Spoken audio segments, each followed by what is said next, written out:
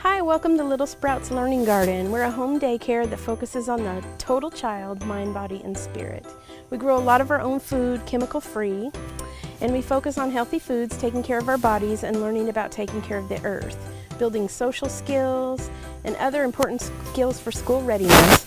We respect each other, and we respect those around us. My name is Christina. I love kids, I love Jesus, and I love my family. You could learn more about what we do at Little Sprouts at our blog, which is littlesproutslearning.co, or at our Facebook page, which is the same, at Little Sprouts Learning Garden. Why would we want to grow our own food at Little Sprouts? Why go to all the trouble? Kids are 80% more likely to try something if they've had the experience of growing it. Putting the seeds in the ground, having the sensory experience of watching it grow, smelling the plants, touching it, seeing the colors, the sounds in the garden, everything that really interests them in wanting to eat it. And then if you let them prepare the food, the percentage is even higher. So you could let them cut up strawberries or any kind of food preparation like that, or even let them cook it if they're old enough, and that makes them want to eat it even more. And there's a lot of interesting textures, flavors, and things that they would never get to try if you didn't grow it yourself. Picking fresh fruits and vegetables and bringing them inside for lunch or snacks provides extra nutrients that are lost when grocery store produce travels long distances. Food from the garden is safer than any other food available because we know what's in it, what's on it, and what's not. We're avoiding all chemicals in our garden in order to have the safest, cleanest produce available.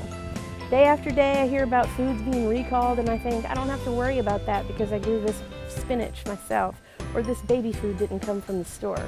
Walking outside to get groceries from the yard instead of having to drive to the store is super convenient. A packet of seeds is far less expensive than store-bought produce, and it can grow multiple plants full of produce for several years. A $2 packet of seeds could have 25 watermelon seeds in it that will each grow multiple watermelons. If you were able to grow just 5 watermelons from each seeds, that would be 125 watermelons for $2. How much less expensive can you get than that? Being in the garden nurtures the soul. Being connected with nature is a surreal experience that's hard to describe in words. There are benefits in the soil, in being surrounded by the tastes. What are you trying, Elliot? The kohlrabi? What do you think? Good. Smells, sounds, and textures in the garden. The sensory experiences provided by time in the garden are unparalleled by any other learning experience that I know. Learning about life cycles, habitats, and natural relationships does something to change a person. I want that for my kids. Gardening builds self-esteem. Kids learn skills in the garden that can be used throughout their lives. These skills also help build their self-image and gives them confidence in their own abilities. It teaches them skills to care for themselves.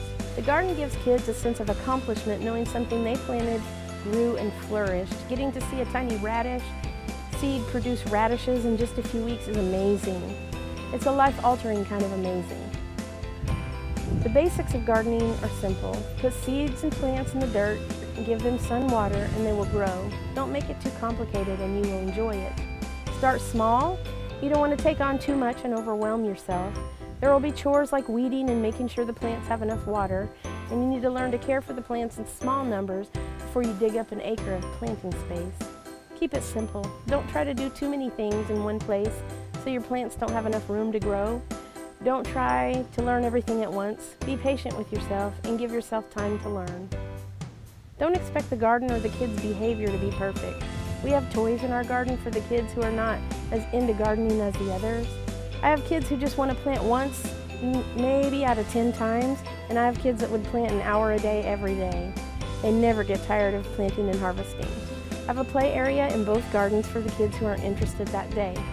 Also, you can't expect perfection from the garden. You're going to have bugs, animals, fungus, and weather destroy something in your garden. We even one year had a tree fall on ours, but we just picked it up and went back on with our garden. You're going to have a few weeds poking up here and there. You're going to have kids who plant the rows out of order so they aren't straight. You're going to have seeds that won't germinate, or surprises like occasional killing frost that wipes out your crops, or a packet of seeds that are duds. Each disaster teaches you something that you can do differently next time. Each failure shows you the garden will do as it pleases. There's always more to learn. You need good planting soil. You should be able to squeeze a handful of your soil in your hand and it should press together. Maybe not stay together like clay. If you want to make some planting mix, check out Mel's Mix of Square Foot Gardening. If you already have soil and it's too powdery or too much like clay, you can amend it. Just make sure you have your great soil prepared before you do anything else. You need a convenient water source. If you have to carry heavy buckets of water to your garden, it's likely that it's not going to get done often enough. Make sure you have an easy way to transport water so you will keep it up through the hot summer. You need at least 8 hours of good sunlight per day. If your garden gets too much shade, it's not going to grow as well as you might like it to. You need seeds or plants the kids can plant. Many things grow better from seed while others grow better from seedlings. Tomatoes and peppers will fare much better if you buy already established seedlings. They are very persnickety about temperatures. Other things are fine to plant from seed right in the ground. Step 1 in gardening with kids is to choose a location for the garden. Check to make sure it gets enough sun and is close to a water source. Step 2 is to provide a place to gather. A small shady area nearby or some chairs will be great for sitting to rest when the garden chores are done. Step 3 is to build your plot. You can either build raised beds, use containers, or till the ground to prepare the soil. Step 4 is to get planting. That's the fun part. What are the effects of gardening? Your children will get to witness miracles. Have you ever seen a seed germinate? It's a dead, dry seed, and adding moist soil makes it come to life. There isn't much in this world that's greater than that. Your children will be more in tune with nature. The connection with nature is part of us that we're losing as we become an inside society. Your kids will learn about plants, animals, and insects. They will learn beneficial and non-beneficial species. They'll learn about life cycles, and they'll learn about animal behavior. We have learned some of the most amazing things in our garden. And before we had the garden, I didn't even realize how much fun wildlife there was coming in the garden. But we've seen geese, possums, rabbits, frogs, kind of frogs we didn't even know we had at our house that go out there and eat a big pile of ants. Just amazing. Your kids will learn where their food comes from. When we first planned our first garden, we talked about what the kids wanted to grow to eat. I got answers from the kids like hamburgers, spaghetti, hamburgers, Kids are so far removed from where their food comes from, they really don't know how things are grown that we eat. Even I, being in my 40s and the granddaughter of farmers, did not realize a lot of things about the production of food. I was blown away to learn how asparagus and artichoke plants look. I was amazed at the beauty of the okra flower, and even though it's not food, I was floored to find out you can grow loofah sponges. What? Your children will have the benefits of having their hands in the dirt. Studies show the mental and physical health benefits of having your hands in the dirt. I want these benefits for myself and my kids. It's great exercise to work in the garden, and it gives us exposure to sunshine and fresh air. Your kids will always have clean, healthy food to eat. What could be better than knowing their food is the purest you can possibly give them? You know nothing has been sprayed on it that will harm them. You know that it hasn't been exposed to chemicals. You know that it's good, and you know that it's fresh. I had a 10-year-old that would say gardening is funner than video games, and video games rate pretty darn high for this kid. What do you think the funnest part about growing something is? Picking it. Picking Do you it. like to eat stuff? Yeah. Yeah. Do you want to taste these? Yes. I love Brussels sprouts. I still have chicken in me. Yeah, we just I don't eat. I still have Cheers with us, Ginger. You can peel the leaves off the outside to get to a clean part. How has gardening here changed your life at home? I started getting outside more because you have to water it quite a bit, and I have made some of my friends, they've started growing gardens because of me, and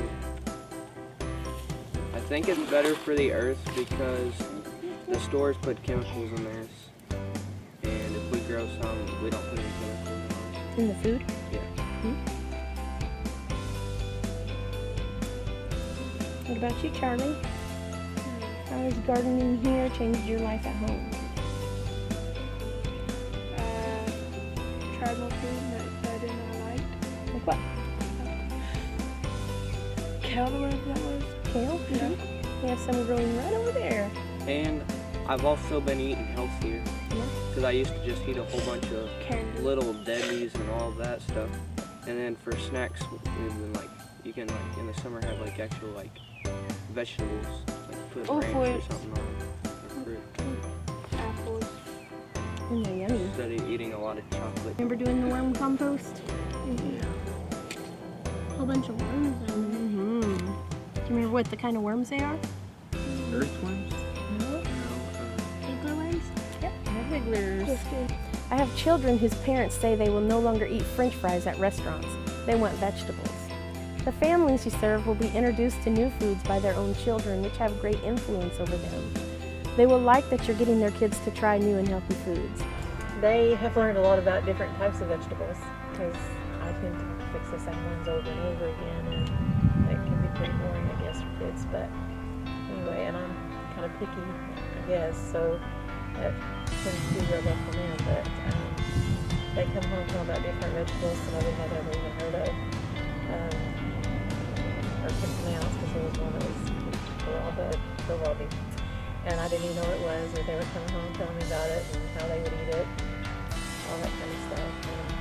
And, we never had a garden when I was growing up. My grandparents did, and we went in with some, but since the garden started here, we have 2 raised beds at our house, and the boys' plants, whatever. It's not nearly as organized as this one is, but we have all kinds of different types of vegetables, and that was in the garden last year. Well, they talk about all the food that they plant and how interesting it is, and they get to eat it, which is very fun for them because they get to actually get hands-on food that's healthy for them. All the nutrients they get from homegrown food is a lot better than the store.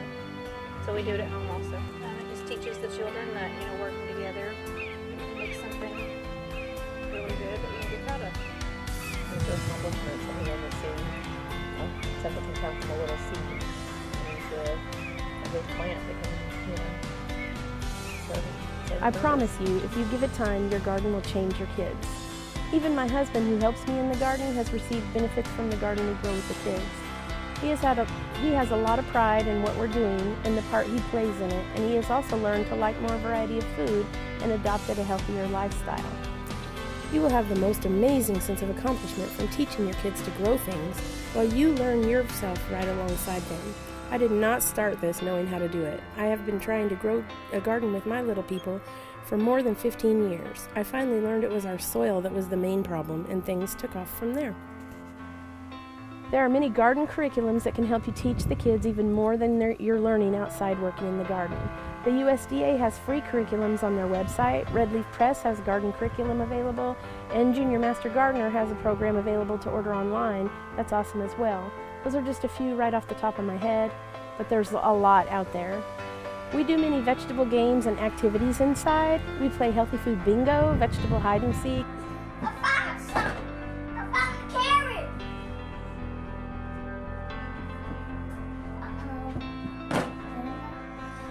All the vegetables. In other games we make up about vegetables. We talk about the foods we are eating that we grew. A few days ago we cooked some dried pinto beans that we had grown in the garden. I told the kids when I got them out to cook them that those were the beans we planted. We grew, we picked, and we popped out of their shells, and they could not wait until they were ready to eat. They were stoked. We write stories about the garden and draw pictures to go with them. We journal about the garden and talk about the garden while we're planting it. The kids get to take extra food from the garden home to eat there as well.